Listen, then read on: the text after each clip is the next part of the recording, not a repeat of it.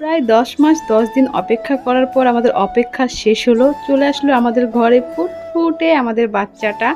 আর সবাই আপনারা অনেকে প্রশ্ন করেছেন গতকাল থেকে আমাকে অনেক অনেক মেসেজ কমেন্ট করছেন, আপু কি বাচ্চা হলো, কবে হলো, কোথায় বাচ্চা হলো, আপনি এখন কোথায়, আপনি এবং বাচ্চা কেমন আছেন।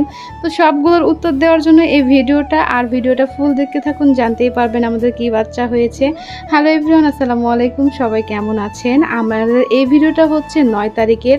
আর সেদিন হচ্ছে আমি একেবারে ফুলফিল সুস্থ ছিলাম, আর সেদিন একটা বড় রকমের ডিসিশন নিয়ে ফেলেছিলাম।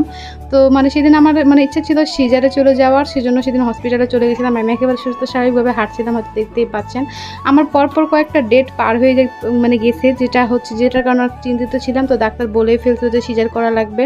তো এটার জন্য কিন্তু হাসপাতালে ভর্তি হয়েছিলাম। আর হ্যাঁ, রাজশাহী মেডিকেল কলেজ হাসপাতালে কোনো তুলনা হয় না। আপনারা যদি ডেলিভারি করাতে চান সুস্থভাবে, তো অবশ্যই রাজশাহী মেডিকেল কলেজে চলে যাবেন, আমি কারণটাও বলে দিব।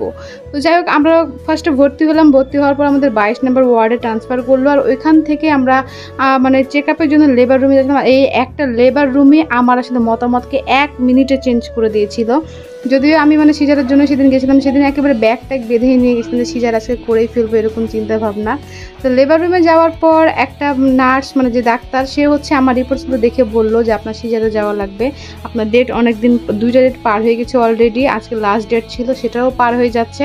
তো আপনি সিজারে দেরি না করে সিজারে যান, আর রিস্ক হয়ে যাবে আপনার জন্য। তো যাই হোক, আমি তো সিজারের জন্যই গেছি সেখানে, সেটা তো করবোই। তারপরে কিছু ফর্মালিটিসের জন্য চেক আপ করা লাগে। আর চেক আপ করার পর আমাকে যে নার্সটা আমার চেক আপ করছিল, সেই নার্সটা আমাকে আশ্বাস দিল যে আপু আপনি 4টা দিন ওয়েট করেন, 4টা দিনের মধ্যে দেখবেন আপনার লেবার পেন আসবে। যদি না আসে তাহলে আপনি সিজারে যান, এর আগে যায়েন না। তো ওই আপুটার কথাটা কেন মনে গেঁথে গেছিলো, যেটা হলেও হতে পারে। তারপরে যে আমি সেদিন মেডিকেল থেকে চলে আসছিলাম। তো আল্লাহর রহমত এবং ওই আপুটার কথা অনুযায়ী সেদিন রাতে আমার লেবার পেন হয়, আর পরের দিনই আমাদের ফুটফুটে বাবুটা আমাদের কোলে চলে আসে, দেখতেই পাচ্ছেন। আর এই ফুটফুটে বাবুটা আমাদের মেয়ে বাচ্চা, আমাদের রাজকন্যা, আমাদের ঘরে রাজকন্যা আসছে, আল্লাহ রহমত পাঠিয়েছে আবারও আমাদের ঘরে। আর এই মুহূর্তটা এত ভালো যে কি বলবো, যে এই মুহূর্তটা ভুলার মতো না। আমি আগেই বলে রেখেছিলাম যে আমার বাচ্চা যখন হবে তাকে নিয়ে তার বাবার কোলে দিবা, আর সেই ভিডিওটা করে রাখবা। ভিডিওটা যদিও ভালো হয় নাই, তারপরে এটা আমার কাছে অনেক কিছু। আর এই যে তার বাবা যতক্ষণ মেয়েকে দেখছে ততক্ষণ মেয়ের দিকে তাকিয়ে থাকছে যে মেয়ে কার মতো হয়েছে দেখতে। আসলে প্রতিটা বাবার কাছেই তার মেয়ে হচ্ছে রাজকন্যা। তো আপনারা অবশ্যই কমেন্টে বলে যাবেন যে আমাদের মেয়ে দেখতে কার মতো হয়েছে, বলেন তো, বাবা নাকি মায়ের মতো।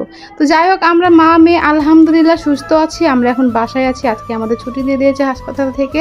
আবারও বলবো যে নর্মাল ডেলিভারির জন্য আপনারা অবশ্যই রাজশাহী মেডিকেল কলেজটাকেই চুজ করবেন। তো এই হাসপাতালে আপনারা যথেষ্ট চেষ্টা করে ওনারা নর্মালে নিয়ে যাওয়ার। তো আজকের ভিডিওটা এই পর্যন্তই। সবাই ভালো থাকবেন, সুস্থ থাকবেন, আল্লাহ হাফেজ।